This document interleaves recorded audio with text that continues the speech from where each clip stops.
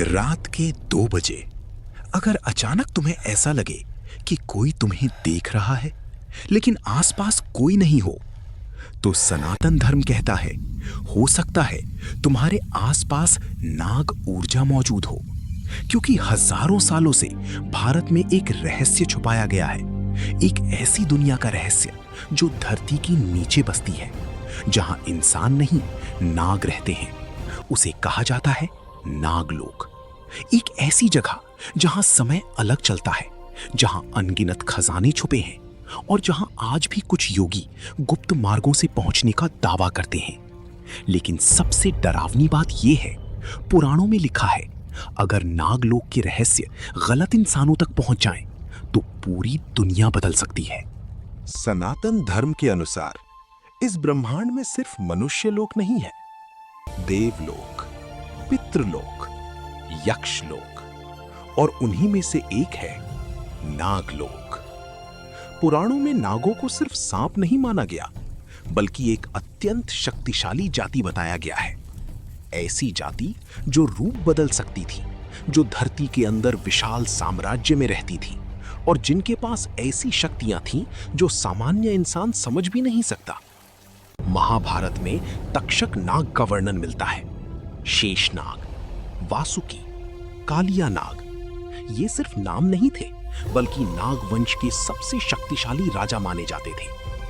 कहा जाता है कि नागलोक के द्वार धरती पर कुछ विशेष जगहों पर मौजूद हैं, जैसे हिमालय की गुफाएं, पाताल भुवनेश्वर और कुछ प्राचीन मंदिर, जहां आज भी आम इंसानों का जाना मना है। लेकिन सवाल ये है, अगर नागलोक सच में मौजूद है, तो आज तक किसी ने उसे देखा क्यों नहीं?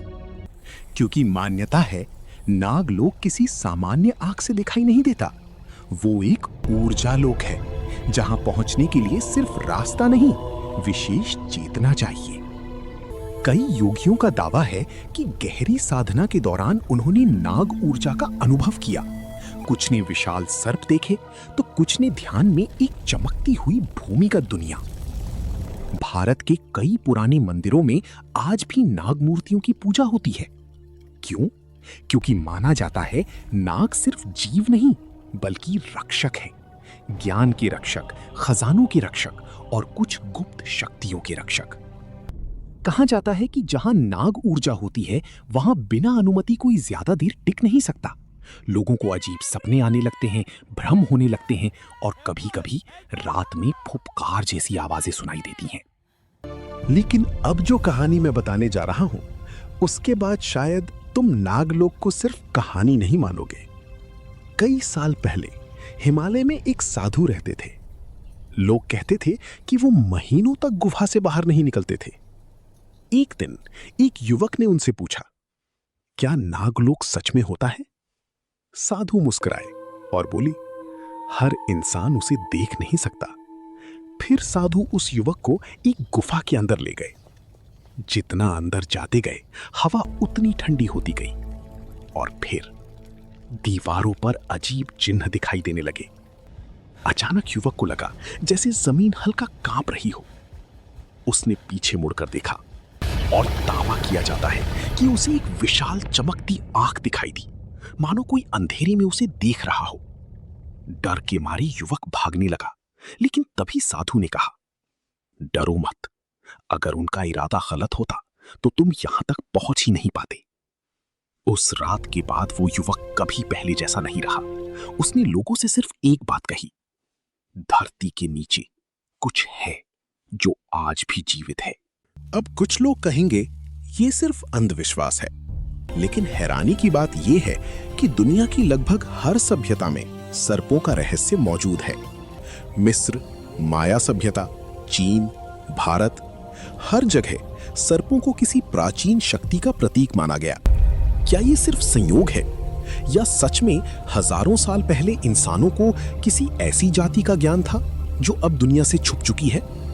कुछ वैज्ञानिक मानते हैं कि प्राचीन कथाएं किसी भूली हुई सभ्यता की याद हो सकती हैं, लेकिन सनातन धर्म कहता है हर चीज को विज्ञान से नहीं समझा जा सकता।